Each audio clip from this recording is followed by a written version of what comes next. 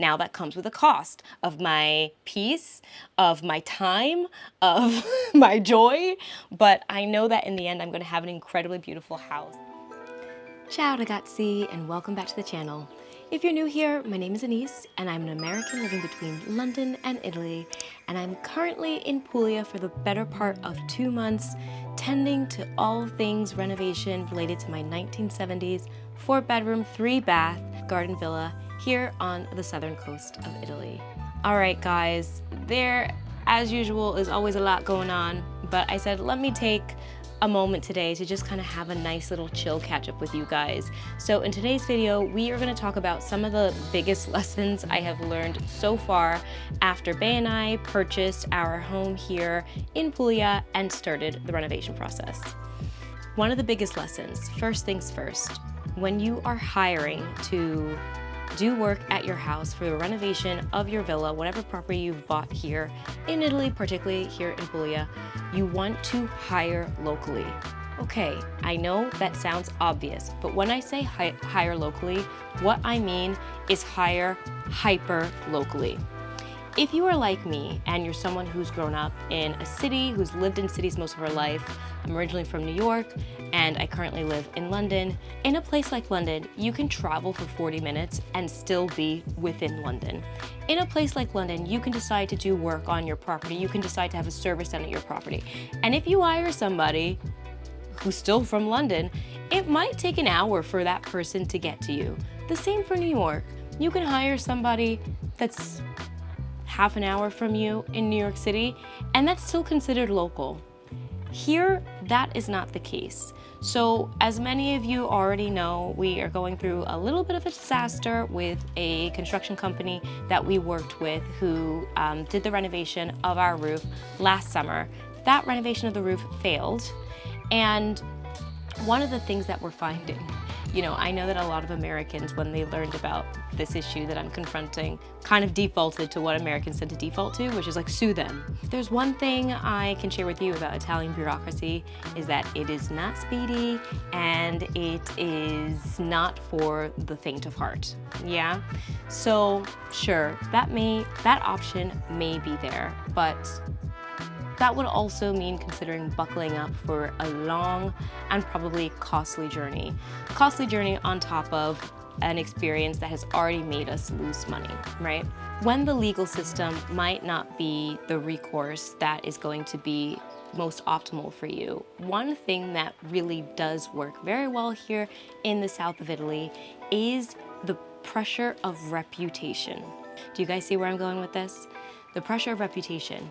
Now, how does that connect to where you hire people from? Especially down here in Puglia, these towns are small. Everybody knows everybody. If you are doing work on your house, guess what? The whole community is going to see that, and they're going to be aware of who has done that work on your house, and they're also going to be aware of whether those people did a good job or a bad job. We hired contractors through recommendations of friends who, to us, we felt did not live that far away. Yeah? They're also on the beach. It's a little bit of a drive, but not anything that Bay and I aren't accustomed to or aren't used to. When I tell local people here the name of the town where we hired these people from, they are like, what? To them, it's like countries away, right? And in this little debacle that we have now found ourselves, I'm finding that it's been fairly difficult to hold that company accountable when it's like they're in a different country, yeah? Whereas if we had chosen to hire locally, we would probably have contractors that are way more responsive because guess what? Their reputation and what the community thinks of them is at stake. So they probably would get their little tushies into action to reconcile any errors that they have made in the process, right? Because they need to save face and they also want to make sure that they continue working as a company. So that would be my first piece of advice. If you're going to be doing a renovation on your property here in the south of Italy, I would highly encourage you to hire not just locally, but hyper locally. Try to stick to your town or the town next door and do not go beyond that. that's what we are doing now moving forward. So obviously, we are not using that same company to do any of the future renovations at our house. And we are looking for new workers to do the work on the dependance, the work on other parts of our house. And we are sticking to a very confined radius that's sticking to workers in our town or just immediately outside of our town. But we will not go beyond that moving forward. Ciao, it's editing Anise. Okay, one other quick thing I want to slip in here that I left out when I was talking about this earlier is it's not like there's Yelp or like Yellow Pages down here in Puglia in the south of Italy.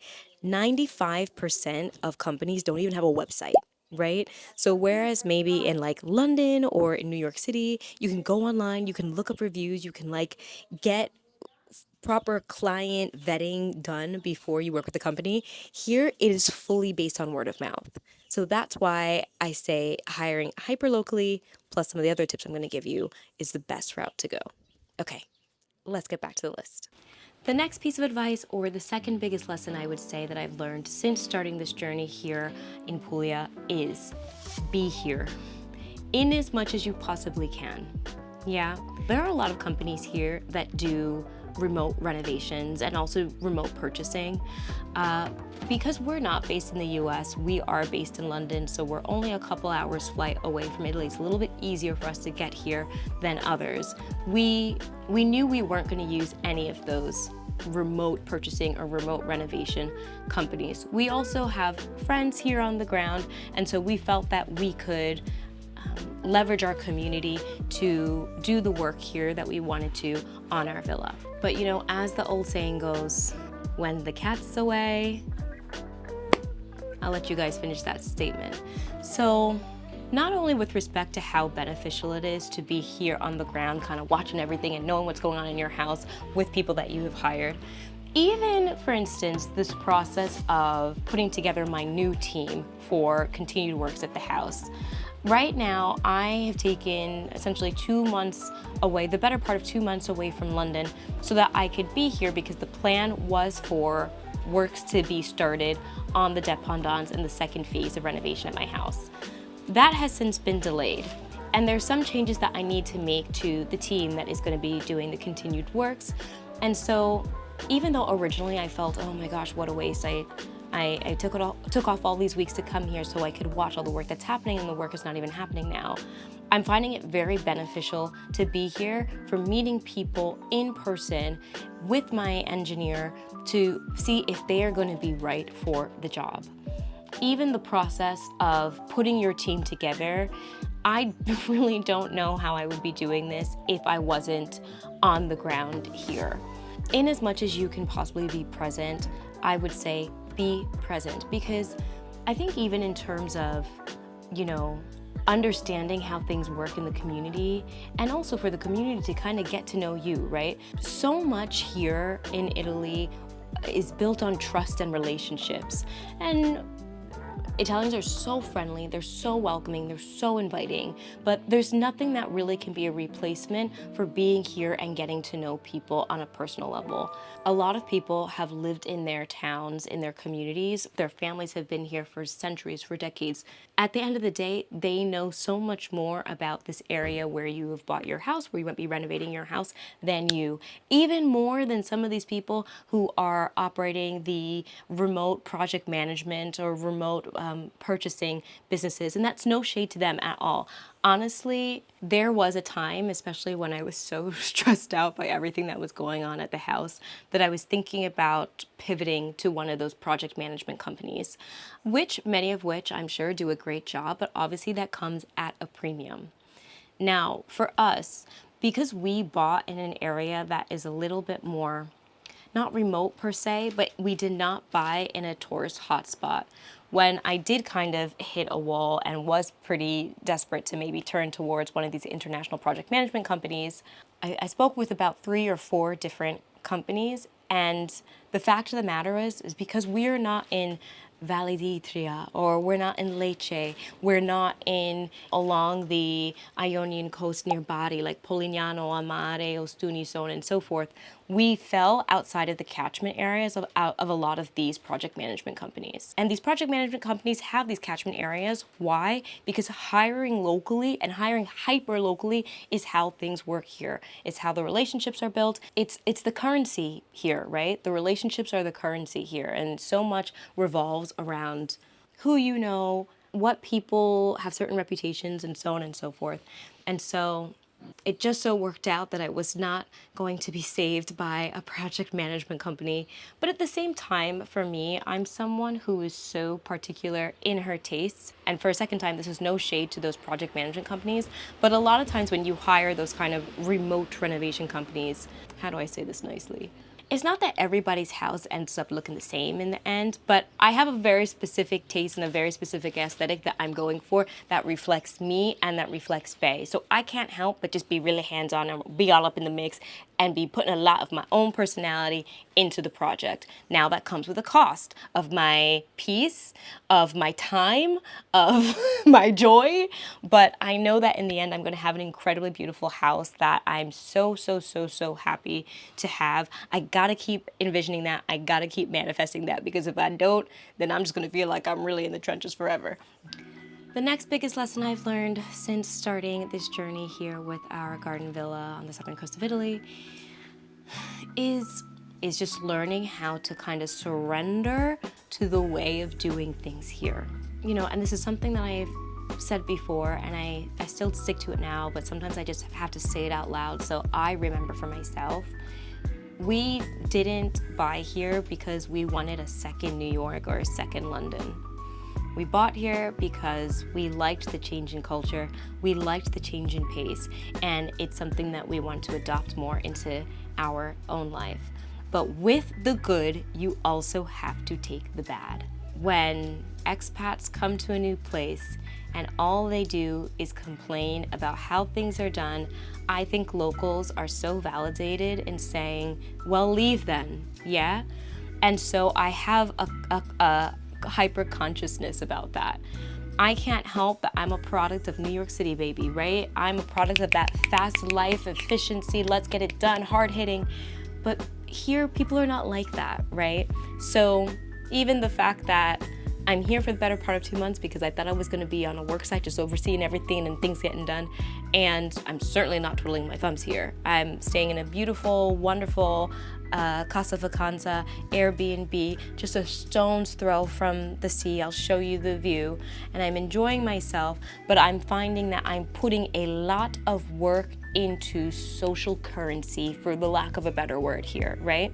My days are filled so much with meeting people in my community, and in one respect, that's been very great for the project moving forward, and for making sure I'm gonna get in this house what I want, right? At a good rate. But, oh my God, also just kind of surrendering to how things are done here and making sure that I am taking in where I am has just been, it's just made the process that much more enjoyable, you know? One thing, a big thing that my neighborhood and that Puglia has and that Italy has that is not so present in a place like London is community, the village, right? The importance of the village. I can spend days in London not seeing anyone other than Bay and not having anybody recognize me in the street. It happens on a daily occurrence here that when I'm walking down the street, I hear, Anise! Oh, ciao, Anise, come stai? You know, and it is one of the biggest joys of my existence here. That small town community feel, village feel. And the more that I tell myself that it's okay for this process of renovation to go slow, the less that I'm fighting against the way things are done here, the better the experience is for me. Yeah. So surrendering has been a really big part of what I have worked on in this process. And I don't want to say managing expectations because there's a lot that I'm not willing to give up in terms of what I want for my house, but I have become a lot more pliable when it comes to the timeline. You know, as they say, you can be right or you can be happy. choose one. The last lesson that I think is very useful to communicate to anyone who is thinking about purchasing in Puglia, in the south of Italy, and this probably also applies to other areas of Italy as well. We had a really wonderful team that guided us in our process for purchasing, but it's only until we've spent more time here that we have learned a lot more about how they built the houses here, particularly on the beach, back in the 70s. I'm not even gonna say like do your research, because we did do our research and we were here a lot. But I find that one thing that people don't talk about so much is in our house, in our 1970s villa, for instance, we definitely have a major issue when it comes to damp and humidity and rising damp. Particularly these old houses, a lot of them were just built flat on the ground, like with no foundations or anything like that really, right?